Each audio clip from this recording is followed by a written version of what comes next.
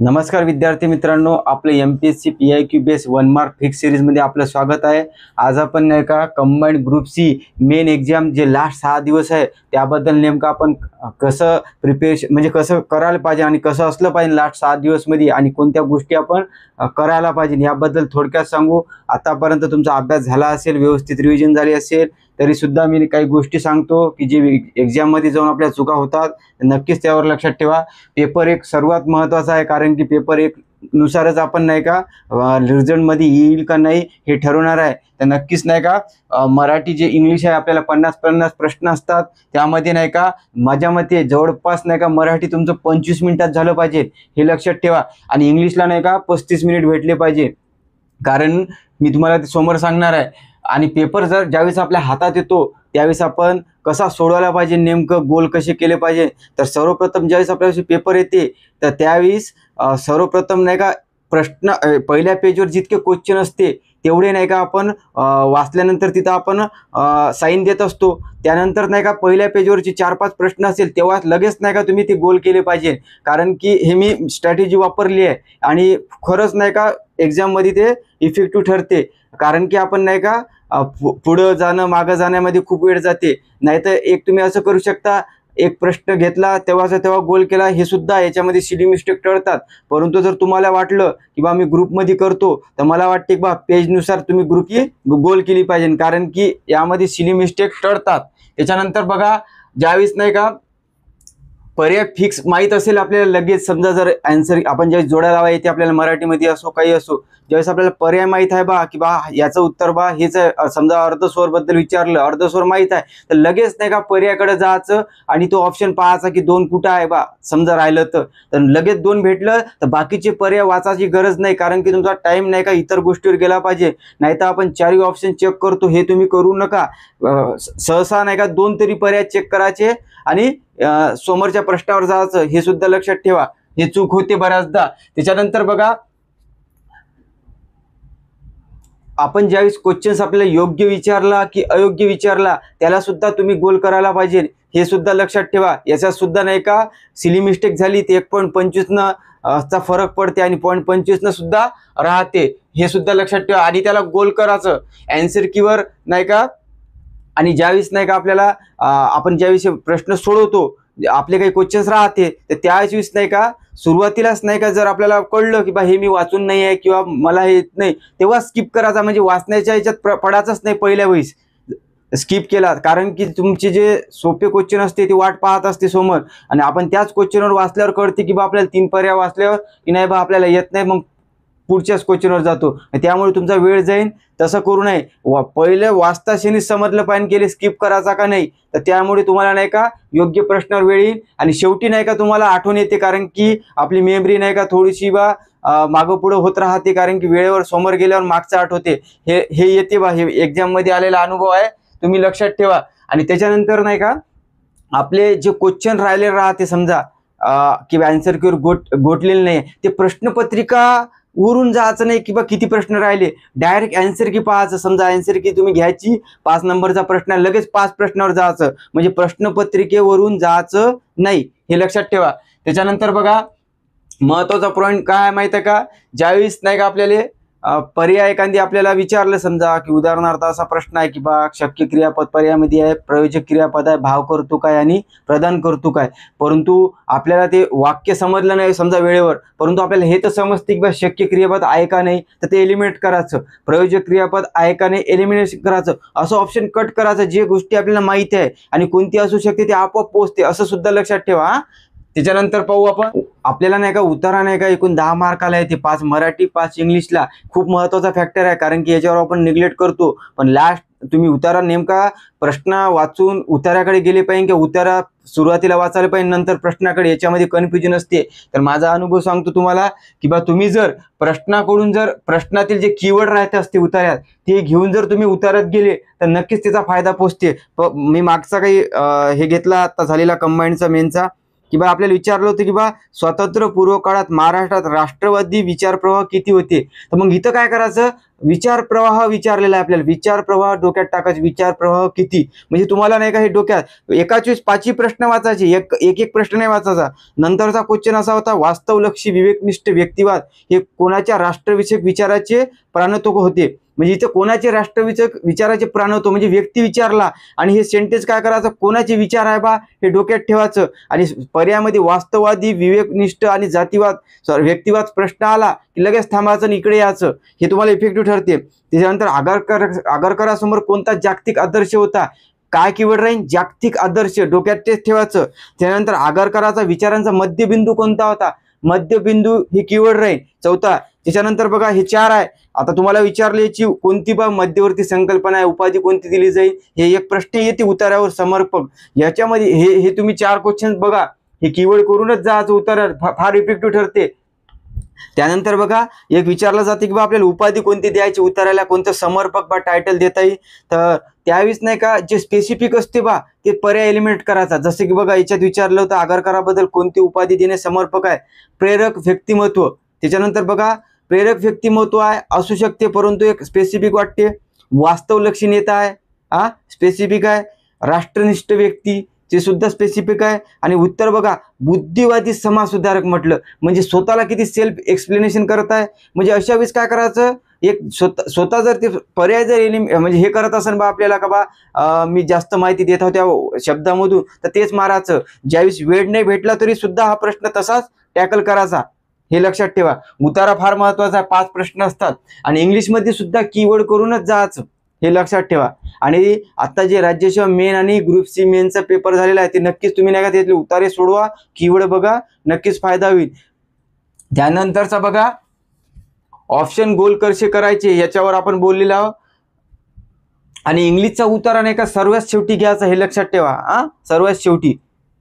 त्यानंतर जो प्रश्न आपण वाचला नाही, समजा तेच जो प्रश्न आपण वाचलाच नाही, आपल्याला समजलं की बा आपल्या वाचनातला भाग नाही, तो लगेच स्किप करायचा, त्याच्यावर वेळ घालायचा नाही, ते नंतर यायचं, त्यामुळे नक्कीच वेळ वाचते. पर्यायामध्ये कन्फ्युजन असेल तुम्हाला, समजा पर्यायामध्ये जर कन्फ्युजन असेल तर जे पर्याय नाही का तुम्हाला वाटत आहे की बा हे एलिमिनेशन होते ते लगेच एलिमिनेशन करायचं. हे ते शक्य क्रियापद प्रयोजक क्रियापदचं सांगितलं मी. कन्फ्युजन असेल तर तेव्हाच ती गोष्ट असू शकत नाही, आणि कोणती कोणता पर्याय असू शकत नाही, हे एलिमिनेशन करायचं आणि लगेच उत्तराकडे जायचं. नक्कीच 50-50 मध्ये सुद्धा येतात तुम्ही. त्याच्यानंतर बघा आपल्याला मनी वाक्यप्रचारचा अर्थ नाही का विचारला जाते की बा आपण जे PIQ मनी किंवा वाक्यप्रचार जे येत असते ते तर आपण करून जातो, परंतु जर आपल्याला वेगळी म्हण आली किंवा वाक्यप्रचाराला त्याचं उत्तर कसं लिहायचं नेमकं, जसं बघा आपल्याला उदाहरणार्थ नाही का षटकर निहोणी आला होता वाक्यप्रचार. म्हणजे षटकर निहोरणीचा अर्थ काय राहणार आहे, मूळ अर्थापेक्षा वेगळा राहील. म्हणजे षटकर्णी म्हणजे 7 कान आहे का बा, असं आहे का, नाही. याचा अर्थ काय, गुप्त गोष्ट तिसऱ्याच सांगणे. म्हणजे याच्यावरून आपल्याला मूळ अर्थापेक्षा वेगळाच अर्थ भेटते. तसे पर्याय मारायचे ज्यावेळेस आपल्याला नाही का अननोन म्हण आली किंवा वाक्यप्रचाराला, आणि एलिमिनेशन डायरेक्ट जर उत्तर भेटत असेल ते उत्तर मारायचं नाही, हे लक्षात ठेवा. त्याच्यानंतर बघा तरडी पेटणे आलता आता ग्रुप सी मेन्सला. तरडी पेटणे म्हणजे काय, आपण तिथं ऑप्शन होतं जाळून टाकणे किंवा आणखी काही पर्याय होता की बा दुरून पाहणे. हे कसं आहे, लॉजिक तरी वाटते का हे मारणं, तर उत्तर होतं रागावणे. म्हणजे पहा तरडी पेटण्याचा अर्थ किती म्हणजे वेगळा दिलेला आहे त्या मूळ अर्थापेक्षा, तसे पर्याय मारायचे. त्याच्यानंतर मन बघा, घर सारव म्हणते तर रिकामी जागा किती, असे प्रश्न येतात आपल्याला, मन पूर्ण करा. ज्यावेळेस वेगळी म्हण आली तर लक्षात घ्या याचं उत्तर होतं घर सारव म्हणते कोणाडे किती. याच्यात किती वाटते शब्द, कोणाडे किती, किती शुद्ध शब्द वाटते, तसं मारायचा. पण पर्यायामध्ये काय होतं माहिती आहे का, अंगण वाकडे हे असा शब्द येईन का, ते पहिलेच एलिमिनेट करायचा, म्हणजे नवीन मनीसाठी सांगत आहोत.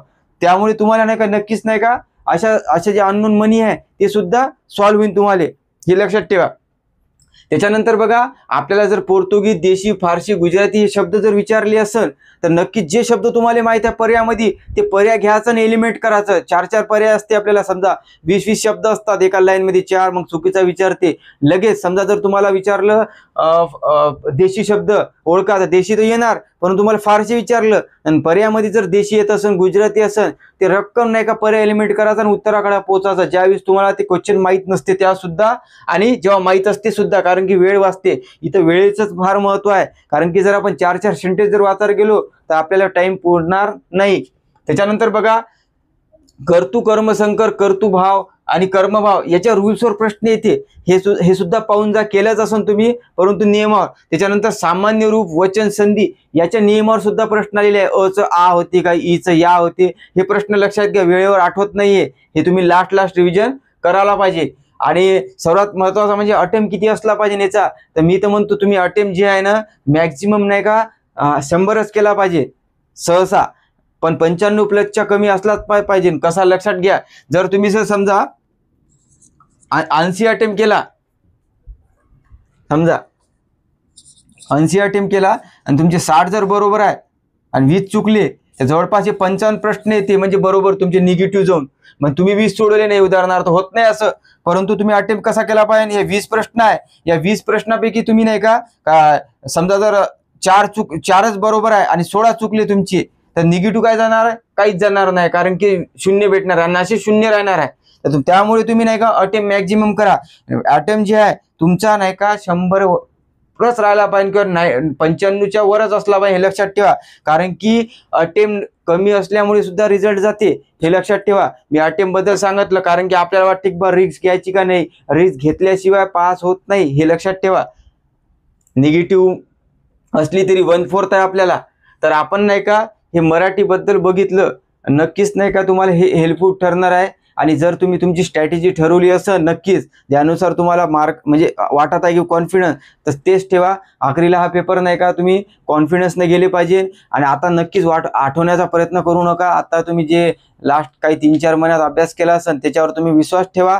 आणि आता मला रिव्हिजन खूप बाकी आहे, या गोष्टीच्या भानगडीत पडू नका, कारण की रिव्हिजन कधीच पूर्ण होत नाही. फक्त महत्त्वाचे जर टॉपिक असेल, जे नियम असते, हे जसं सामान्य रूपचं नियम हे लगेच आठवत नाही. फक्त याचा स्क्रीनशॉट काढा आणि पेपरच्या पहिले नाही का वाचून जा, म्हणजे लगेच तुम्हाला येते. कारण की हे एक मार्क फार महत्वाचा असते, हे लक्षात ठेवा. आपण आता नाही का पेपर 2 बद्दल नाही का पाहू, काय करायचं आहे नेमकं. तर चला आता आपण पेपर 2 बद्दल पाहू, तर नेमकं काय करायला पाहिजे. तर तुम्ही लक्षात ठेवा, आपल्याला नाही का पेपर 1 मध्ये मॅथ अँड रिझनिंग येते, ती सर्वात जास्त मार्काचं आहे. जसं जवळपास 20 ते 22 प्रश्न येतात आणि तुमच्यासाठी ते नाही का रिझल्ट फॅक्टर आहे. फक्त लक्षात ठेवायचं, कधी बी हे सर्वात शेवटी घ्यायचा टॉपिक GS झाल्यावर. आणि त्यानंतर जर आपल्याला गणित जे इझी आहे, आपल्याला प्रश्न गणिताचे किंवा मॅथ अँड रिझनिंगचे, ते सर्वप्रथम सोडवायचे. हे लक्षात ठेवा. किती लहान प्रश्न राहिला लगेच घ्यायचा. आणि जर इझी प्रश्न सुद्धा आला आणि आपल्याला लगेच पहिल्या ज्याच्यात सुटला नाही, तर ते लगेच स्किप मारायचा, त्याच्यावर वेळ टाकायचा नाही, इगोवर घ्यायचं नाही. कारण की बाकीचे प्रश्न जे असतात सोपे, ते तुम्हाला सुटणार नाही वेळेवर, टाइम अभावी. हे लक्षात ठेवा. त्याच्यानंतर लक्षात ठेवा, सुदूर संवेदन जे टॉपिक आहे आपल्याला, रिमोट सेन्सिंग आहे, पर्यावरण आहे, ह्याच्यावर नाही का राज्यसेवेला ऑलरेडी प्रश्न आलेले आहे मेन्सला खूप. तर तुम्ही 21,000 मधून नाही का नुसते प्रश्न पहा. आणि आता राज्यसेवा मेनचा पेपर जे झाला, ज्याच्यामध्ये GS1 बघा, भूगोल पर्यावरण आहे. त्याच्यानंतर विज्ञान व तंत्रज्ञानमध्ये आहे GS4, GS1 बघा, त्याच्यावरचे क्वेश्चन रिपीट येईल, हे लक्षात ठेवा.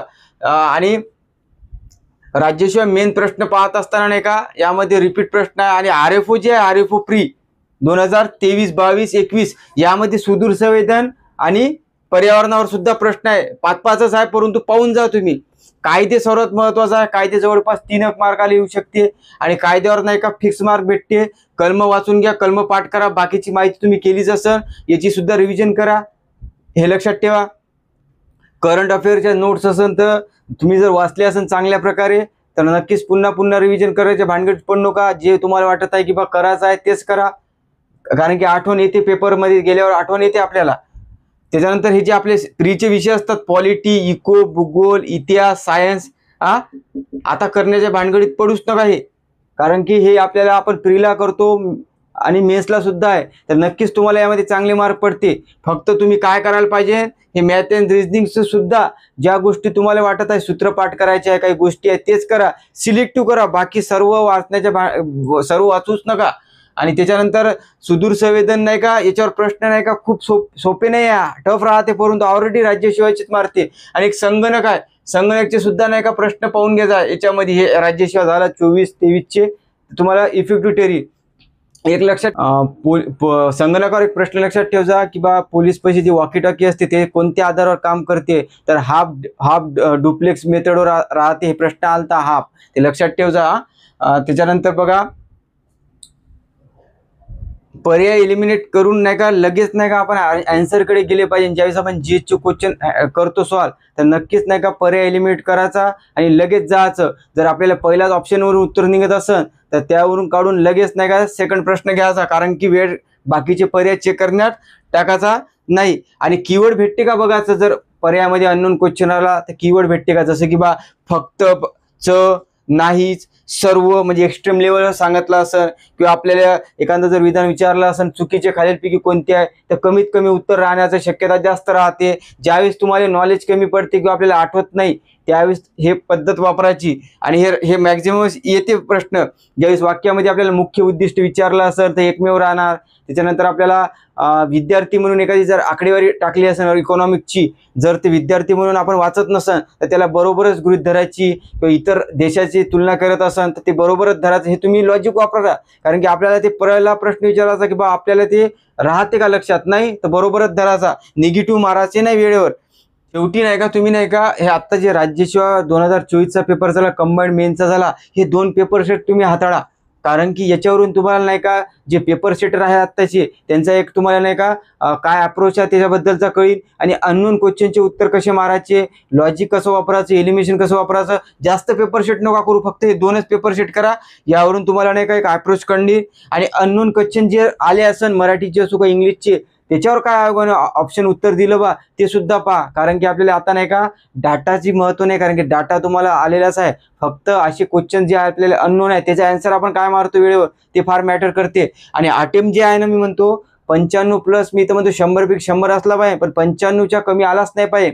कारण की प्रश्न रद्द व्हायचं प्रमाण खूप जास्त झालेलं आहे. आता मागच्या एक्झाममध्ये बघितलं असेल 12 प्रश्न रद्द आहे, 2 चेंज आहे. म्हणजे माणूस म्हणजे जर कमी अटेम्प्ट केला तर कितीवर चाललं, समजा जर तुम्ही 90 अटेम्प्ट केला तर तुम्ही 12 मायनस करून टाका डायरेक्ट, या लागले 78 पैकी किती क्वेश्चन तुमचे तीन बरोबर चुकीत हे तुम्हाला समजणार आहे. त्यामुळे अटेम्प्ट जास्तीत जास्त ठेवा. 1/4 आहे, निगेटिव्ह मध्ये पडत नाही जास्त मार्क, अशा पद्धतीने आहे. आणि आतापर्यंत तुम्ही जे अभ्यास केला त्याच्यावर विश्वास ठेवा, नवीन काहीच करू नका. फक्त मी जे गोष्टी म्हटल्या हे जर तुमच्या असेल हे बघून घ्या. आणि टेन्शन तर नकोच घेऊ, कारण की तुमचा जेवढा कॉन्फिडन्स जास्त राहील आता देताना तेवढाच तुम्हाला नाही का ते मार्कमध्ये इन्क्रीज होईल. आणि शेवटी तुम्हाला हेच सांगतो, अभ्यास कोणाचाच काही कंप्लीट होत नाही. जितका अभ्यास झाला आहे त्याच्यावर विश्वास ठेवा. आणि आपण किती केलं बा याच्यावरच विश्वास असला पाहिजे ना, किती बाकी आहे यावर लक्ष देऊ नका. आणि पॉझिटिव्हने जा, कारण की बाकीच्या गोष्टी नाही का आपण केलेल्या राहते तिथं मॅटर राहते की बा 1 तासामध्ये मॅनेजमेंट तुमचं कसं टाईम मॅनेजमेंट आहे त्याच्यावर ठरते. आणि सिली मिस्टेक फक्त टाळा, जितके कमी सिली मिस्टेक करसा तितकं तुमचे मार्क्ससुद्धा इन्क्रीज होईल. कारण की आखरीला सिली मिस्टेकच ज्याची झाली आहे कमी तोच रिझल्टमध्ये येतो, हे लक्षात ठेवा. आणि तुम्हाला नाही का एक्झामसाठी ऑल द बेस्ट, आणि नक्कीच तुमचा पेपर चांगला जाईल याची मी शुभेच्छा देतो. आणि धन्यवाद.